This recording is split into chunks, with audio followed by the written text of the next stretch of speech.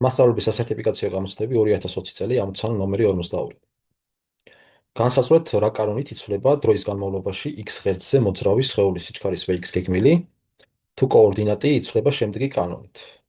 ესე იგი, პირველი კოორდინატის დროზე დამოკიდებულება პირველ შემთხვევაში გვაქვს მოცემული შემდეგი სახით a კოსინუს ომეგა t, სადაც a და ომეგა მუდმივი სიდიდეებია.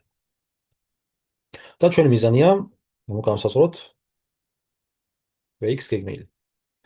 თუ გავითვალისწინებთ, რომ სიჩქარე განიმარტება როგორც კოორდინატის წარმოებული დროით dx dt, აქედან x-ის მნიშვნელობას თუ შევიტანთ a კოსინუს ომეგა t-ს, მივიღებთ წარმოებულს დროით ddt წარმოებული a კოსინუს ომეგა t-დან. ახლა რადგანაც a მუდმივია, a შეგვიძლია გავიტანოთ წარმოებულის ნიშნის გარეთ, გვექნება a ჯერ და კოსინუს ომეგა t-ს წარმოებული არის მინუს სინუს ომეგა t, ანუ აქ მინუს ნიშანი გვექნება სინუს ომეგა t და ეს გამრავლებული კოსინუსის არგუმენტის წარმოებულზე, რადგანაც ამ შემთხვევაში, როგორც ხედავთ, კოსინუს ომეგა t არის რთული ფუნქცია. ანუ ეს კიდევ უნდა გავამრავლოთ წარმოებულზე ddt ომეგა t-ს.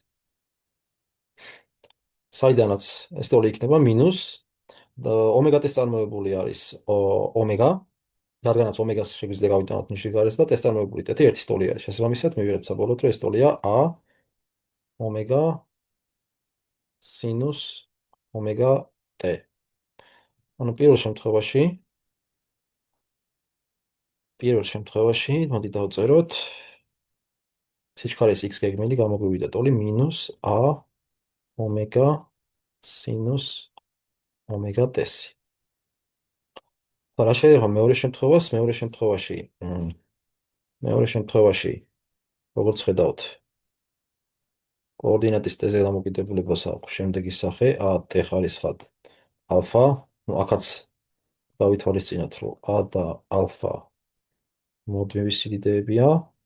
აქედან შესაბამისად, ანალოგიურად სიჩქარე იქნება კოორდინატის წარმოებული დროით dx dt, საიდანაც ეს თოლი იქნება ddt a ჯერ t ხარისხად ალფა. a მუდმივი არის, შეგვიძლია წარმოებულის გარეთ გავიტანოთ ახაც და დაგვრჩება ddt წარმოებული t-ი t ხარისხად ალფასი. ну თუ გავითვალისწინებთ, რომ t ხარისხად ალფას წარმოებული არის a დარჩება როგორც არის, t ხარისხად ალფას წარმოებული არის a ჯერ t ხარისხად ალფა მინუს 1. ანუ საბოლოოდ მეორე შემთხვევაში ჩვენ მივიღებთ სიჩქარისთვის, რომ ეს ტოლი არის a ჯერ ალფა t ხარისხად ალფა მინუს 1. ანუ საბოლოოდ პასუხები გვექნება ასეთი სახის.